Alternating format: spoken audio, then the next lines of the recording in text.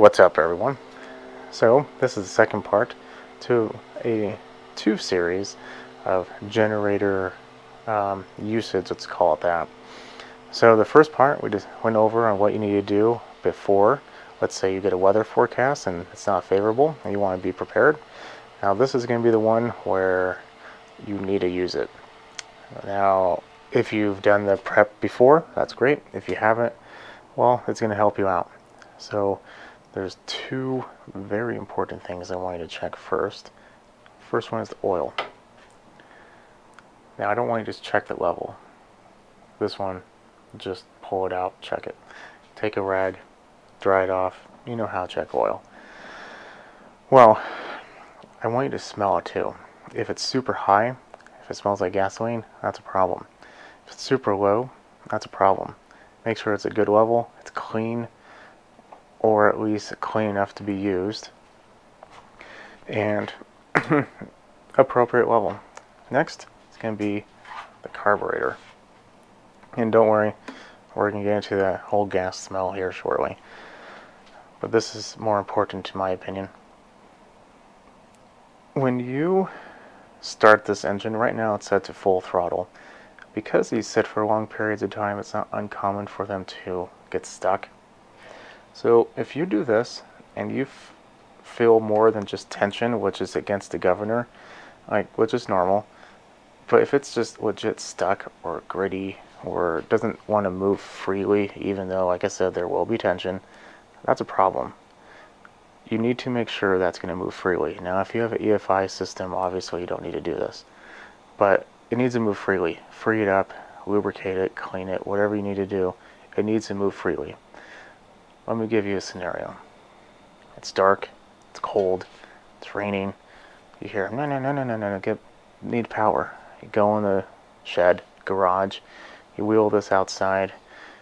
Everyone else is taking extension cords, they plug it in. You're getting the gas can, filling it up. You pull on it, and this is stuck. It started, but it's stuck. And you switch off the choke. Next thing you know, this is full throttle, literally everything connected, and hopefully you don't have bare wires anywhere. You're going to electrocute whoever's inside your house. But you will almost most definitely destroy anything connected to it. Now, let me be clear, you should never start this with a load on it, a draw, anything. It should be disconnected. You can have empty extension cords, but that's it. Don't connect it until the engine's on, running at speed. That's it. Don't do that. So let's elaborate on the fuel. Like I said, the reason why your oil could be smelling like fuel is because the carburetor. It could be gunked up, could be dirty, could have a piece of sand, dirt, I don't know, something blocking the good seal to the needle and seat. And fuel is just going to rise up, and then it's going to go one of two directions: out the air filter or down the intake. If the valve is closed, you could still get fuel potentially, but more likely than not, the path of least resistance is going to be through the filter, depending on how your system's set up, of course. And you'll just see fuel on the table or ground or whatever you have it on. But if the valve's open, all that fuel goes in there, fills the crankcase, and now you have a gas oil mix. You're going to want to take off the bowl, at the very least drain it, clean it out if you can, put it back on, make sure the needle is good to go. If you have compressed air still in the tank, perfect. If you have a can of compressed air, that's even better. If you don't have any of that, just a good blowing on it with a couple Q-tips on the needle and seat. Get creative if you need it for your power. Ideally, this would not be happening. Yet again, watch the first video if you haven't already. But put it on, hopefully that fixes your leak. Drain the oil, put new oil in, start it. Because if you don't, I know it's a real hassle, and don't just drain it to the level where it should be, all of it. That oil is no longer going to provide adequate lubrication for the needs of all the parts. You're going to cause wear, and shortly after, it's going to run low on oil. Then shortly after that, it's going to start overheating, your crank is start to get tore up, your cam is going to start to get tore up, and it's just going to explode. Don't do that. Good fresh oil. I would wager to say even if you don't have good fresh oil, I'd rather put dirty oil in it than gas oil mix. Keep that in mind. So now that we have the two main points outlined, what's the next thing you're going to want to look at? Well, your fuel. If it's full, unless you know it's been there less than 2 months, don't use it. It's just going to cause problems. What if there's water in there? You don't want the hassle, because what's going to happen is it's going to run for a couple minutes and it's going to die. And then you're going to have to go back outside. You're going to have to drain it all out, clean the carb. Potentially the carb's fine right now, but what if there's water in the tank? You don't want to deal with that. To drain it out,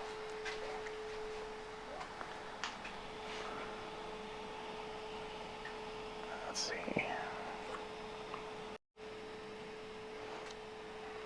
And then fill it right back up with good fuel.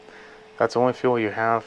I know it's the only fuel you have. So hopefully it doesn't have water in it, but ideally you'd have excess fuel, and just put the good fresh fuel in there, continue on. And the last thing you're going to want to check is just general, if there's any major leaks. Was there a pool of oil when you moved it? When you put the fuel in there, is it leaking? Just double check. So if everything looks good and dry, you did everything like we've been discussing, go ahead, give this a pull, and we're going to go off to the final part. So one of the final things that you're going to want to do before you connect everything, this is hit or miss if you really need to, especially if it's a super big emergency, but if it's not an emergency, I would go ahead and do this. Get a multimeter out, check the voltage, make sure it's not too high. This one's not meant for that type of, it is, but I wouldn't use this one. If you have one that can actually tell you the hertz, that's better. But if you don't, any multimeter that can tell you the AC voltage, go ahead, give it a look. With a generator like this, it's probably going to be running a little high with no load, maybe 128, 130, 132, shouldn't be really exceeding all that much. If it is, you're going to want to look around and figure out how to adjust the engine speed. On this one, just put a screwdriver in there and loosen or tighten if it's too low. This screw puts more tension, less tension, and then you can fine tune it from there. It takes all of 30 seconds, assuming that it's not maxed out in one way or another. You're going to have to look down a rabbit hole of problems. But if it's just a little high or a little low, quick turn here, turn there, it's going to save you from potentially damaging more of a delicate piece of equipment that might be connected to it. So I want to use anyone who's watching it right now. This is going to be a bonus section for you. You'll be well prepared. So this is going to be, you have it started, but there's problems. First problem is it runs and dies or just doesn't run at all. This machine has a low oil cutoff. These are not perfect. They can break. When they do, they generally break where you can't start the machine. So with this one, you just pull the wire off. Some you have to take a nut off, take a wire off, whatever your system has. Disconnect this cable. Make sure, yet again, there's fuel, or excuse me, oil. Give it a pull. If it starts, this is bad. You're going to have to leave it disconnected while it's running. Now, you're going to want to replace this once you're able to, but for the time being, you're going to want to check the oil level routinely. I personally had this happen on my machine. I checked it every 30 minutes, and I've never had to add any oil. However, the one time that you don't check it is the time you do, and you're going to be out of generator if it's consuming oil, and you don't want that. It's better just to have a one that's consuming and just add a little more and not have to worry about exploding. See this hose next to the fuel line? That is connected over here somewhere. It's a crankcase vent that's open to the crankcase. That's there to relieve the pressure from the crankcase as the piston moves up and down. Blow by kind of pressurizes it. That's there to relieve it. Normal, all engines have this. What is a little concerning about this particular one is if you have this in an awkward position theoretically, oil could come from the crankcase into that tube and soak your filter. The reason why this is important is if any oil gets on the filter, it can oil soak it and you're not going to get enough air. Your engine's going to run very poorly, probably very slow, very rich, and you're not going to be able to do anything. Check your air filter, make sure that it is clean. If it's just super dirty, try blowing it out and trying it from there. If nothing absolutely works, take this to a very clean location. If it's snowing, probably okay. And then you're going to run it without a filter. It's not ideal, I'm not going to lie. If you have an extra one, put it in there. If you don't, you're in an emergency, keep it clean. That's all I'm going to say. You should never do it, but I understand emergencies happen. So keep that in mind. If you don't need to run it without a filter, don't.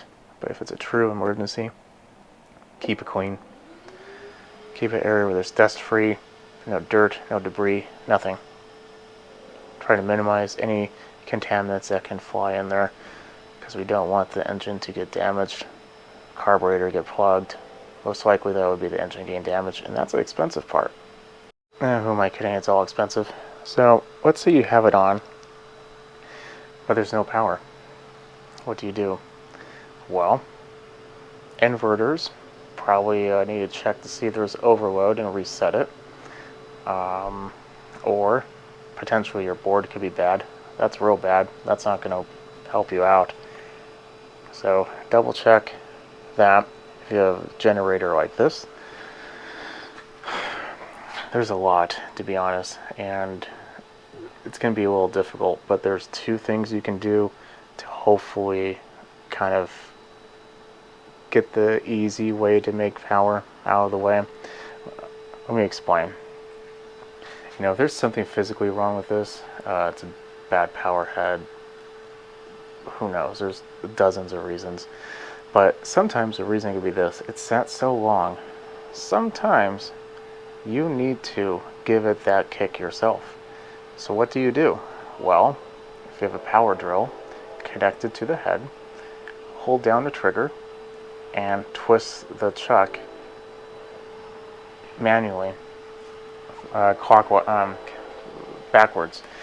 All electric motors technically are generators, so what that is doing is it's using the drill's electric motor, creating a little bit of electricity and sending it to the head. That's all it needs. It needs very, very little. It doesn't require a whole lot. It just needs a little kick. And once it has a little kick, it can continue on. Sometimes that doesn't always work. Very safely,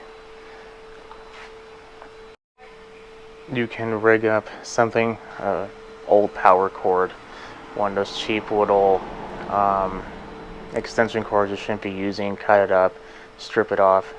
If you need to, get paper clips or whatever, shove it into the outlets, whatever you need to do. Like I said, do it safely, don't connect. This is an emergency. You should never do this unless you absolutely positively have to. But give it a 12-volt source, battery, even a smaller battery potentially, like a AA. I've never actually tried it. Probably would work. But give it a kick like that. See if that works. And with that, I think we are good. So now we know what you need to check before you pull, and we know if common problems that can arise if it's not starting, and a couple ways to help fix it. So hopefully this helps you. I know other places in the world are experiencing hurricane season at the time of filming. I don't really have to worry about that myself, but if you do and you're pulling it out and you're running to you want to make sure everything's good, or you're running into those problems, hopefully this helped you out. Or if it's the winter time you're watching it and it's a snowstorm knocking your power out, hopefully this helps as well. Okay, well, I'm gonna let you go. Have a good night. Follow me on Instagram, SmallEngine101. Have any comments, leave them below. Put a thumbs up, that helps a lot. And don't forget to subscribe. See you later.